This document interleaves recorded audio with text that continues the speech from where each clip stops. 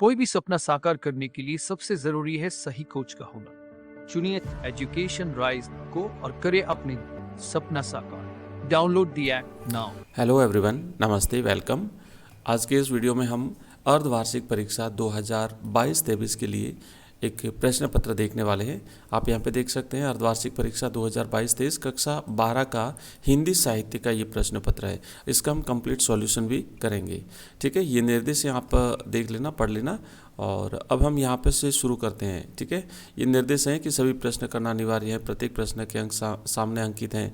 विद्यार्थी अपने नामांक प्रश्न पत्र पर अनिवार्य लिखें। प्रत्येक प्रश्न का उत्तर दी गई उत्तर पुस्तिका में लिखें। और उसके बाद अब हम करते हैं प्रश्न। यहाँ पर वस्तुनिष्ठ प्रश्न दिए हुए हैं। एक प्रश्न जो है वो 1 नंबर का है और ये जो है आपका हाफ ईयरली का हिंदी साहित्य का जो है वो प्रश्न पत्र है कक्षा 12 के लिए।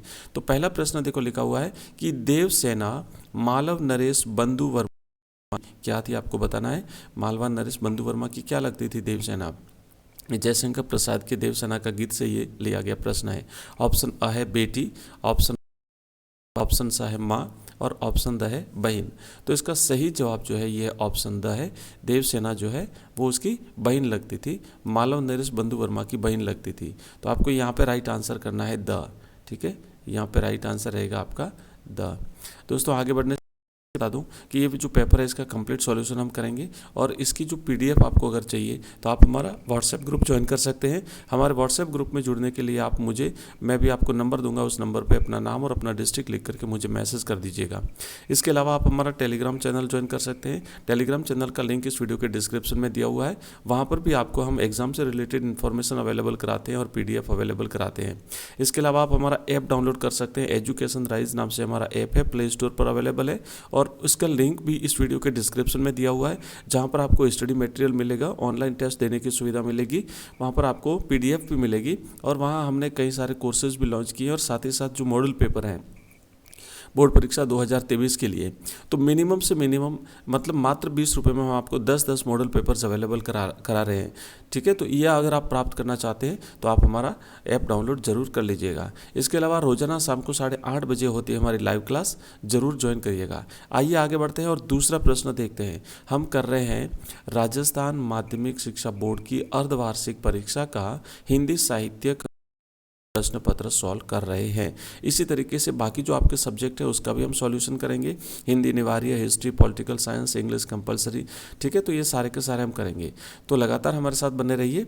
चलिए आगे बढ़ते हैं और दूसरा प्रश्न है हमारा सरोज स्मृति गीत जो है वो क्या है ना। सरोज स्मृति गीत है, किस प्रकार का गीत है? सरोज स्मृति आपको पता है, निराला की पुत्री सरोज की स्मृति में निराला ने लिखा है। तो ऑप्शन 1 है कि ये व्यंग्य गीत है, ऑप्शन 2 है कि ये स्मृति गीत है, ऑप्शन स है कि ये एक शोक गीत है और ऑप्शन ड है कि ये एक आनंद गीत है। तो इसका सही जवाब रहेगा दोस्तों ऑप्शन स इसका सही जवाब है। ये एक शोक गीत है। शोक गीत मतलब जब सरोज की मृत्यु हो जाती है तो उस मृत्यु के अवसर पर निराला उसके विवाह को याद करके और इस गीत को लिखते हैं। तो ये एक प्रकार का शोक गीत है। नेक्स्ट प्रश्न है तीसरा। शुक्ल जी के समवयस्क मित्रों की हिंदी प्रेम मंडली का नाम लोगों ने क्या रख दिया था? तो जो शुक्ल जी है, आचार्य रामचंद्र शुक्ल जी, तो इनके जो समवयस्क मित्रों की जो एक मंडली थी उसका नाम जो है लोगों ने क्या रखा था? साहित्य मंडली रखा था। ऑप्शन बी है साहित्यिक लोग रखा था, ऑप्शन सी है इसका निसंदेह लोग रखा था और ऑप्शन द है संकालू मंडली रखा था। तो इसका सही जवाब रहेगा ऑप्शन स। इन्होंने उनका नाम जो है वो निसंदेह मंडली रखा था। निसंदेह मंडली इसलिए रखा था क्योंकि जब वो बातचीत जब करते थे और उनके आसपास सब लोग उर्दू भाषी लोग रहते थे, तो ये जो बातचीत करते थे उसमें निसंदेह शब्द का प्रयोग करते थे और इसीलिए इनका नाम जो है वो इन्होंने निसंदेह मंडली रख लिया। तो यहाँ पर इसका सही जवाब है ऑप्शन स। ऊपर वाले का प्रश्न का भी हमने आंसर देखा था, उसका भी है स। तो ये अपने हम कर लिए 3 प्रश्न। नेक्स्ट चौथा प्रश्न है, घड़ी के दृष्टांत से लेखक ने व्यंग्य किया है। घड़ी के दृष्टांत से लेखक ने किस पर व्यंग्य किया है? ऑप्शन 1 है सामाजिक व्यवस्था पर, ऑप्शन 2 है धर्म उपदेशकों पर, ऑप्शन स है राजनेताओं पर और ऑप्शन द है नौकरशाही पर। तो बिल्कुल ईजी सा क्वेश्चन है कि घड़ी के दृष्टांत से लेखक ने धर्म उपदेशकों पर व्यंग्य किया है। सही जवाब है इसका ऑप्शन ब। मतलब लेखक यहाँ पे ये कहता है कि जिस तरीके से धर्म उपदेशक लोगों को ये बताते हैं कि जिस तरीके से घड़ी का काम है समय बताना, तो आम लोगों को केवल इतना ही लेना देना होना चाहिए कि सिर्फ समय देख लिया और आपका काम कंप्लीट हो गया। आपको घड़ी के अंदर क्या है, घड़ी में कितने पुर्जे हैं, घड़ी कैसे चलती है, ये सब आपका काम नहीं है। तो इसी तरीके से धर्म के बारे में भी आपको धर्म के रहस्यों को नहीं जानना है, आपको केवल धर्म का जो उपदेश दिया जाता है उसको सुन करके अपना काम चला लेना है। तो इसका सही जवाब है यहाँ पे ऑप्शन ब। ठीक है, चलिए, तो ये हो गया इसका ब। नेक्स्ट अब आगे बढ़ेंगे और अगले अब हमें रिक्त स्थान की पूर्ति वाले प्रश्न करेंगे। तो 5वां प्रश्न है कि सन के लगभग बृजमोहन व्यास कौशाम्बी गए थे। कच्चा चिट्टा बृजमोहन व्यास का जो चैप्टर पार्ट है उसमें से लिया गया है, कच्चा चिट्टा में से, और यहाँ पर ऑप्शन 1936।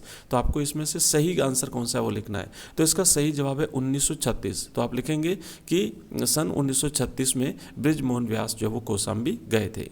नेक्स्ट प्रश्न है 6ठा, बालक ने इनाम में मांगा, रिक्त स्थान मांगा था। ऑप्शन आपके सामने है, पेंसिल मांगा या फिर लड्डू मांगा। तो बालक ने जो इनाम में है ना लड्डू मांगे थे। आपको याद होगा प्रधान अध्यापक के एकमात्र पुत्र को जब कुछ आंसर रटा दिए गए थे, लेकिन जब एक व्यक्ति ने पूछा कि बेटा तेरे को क्या चाहिए, तो उसने जो है अंत में मांगा कि मेरे को लड्डू चाहिए। तो लेखक कहता है कि बालक बच गया। ठीक है, तो यहाँ पर सही जवाब रहेगा ऑप्शन लड्डू।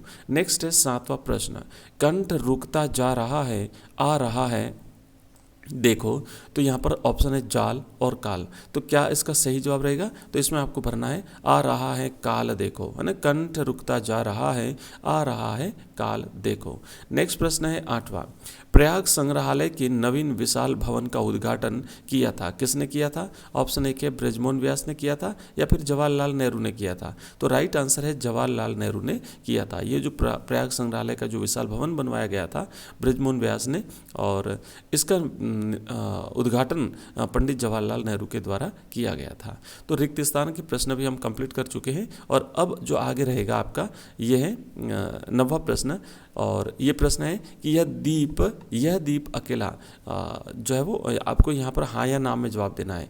तो यह दीप अकेला में दीप जो है वो व्यष्टि अथवा व्यक्ति का प्रतीक है, हाँ या नहीं?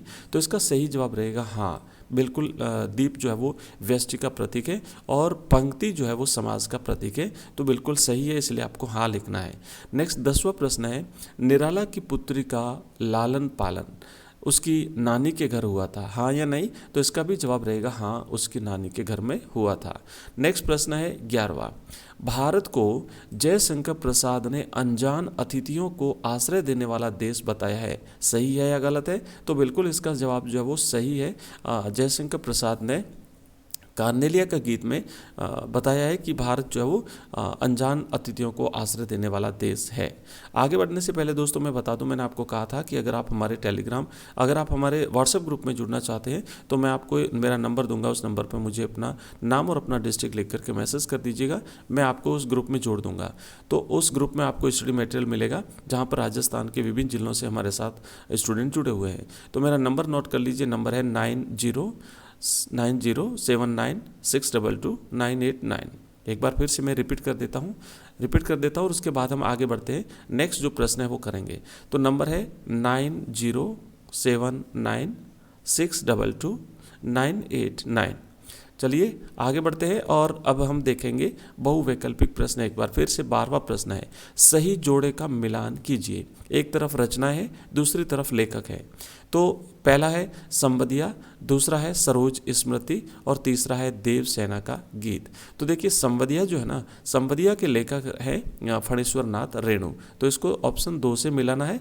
दूसरा है सरोज स्मृति, तो सरोज स्मृति जो रचना है ये सूर्यकांत त्रिपाठी निराला की है।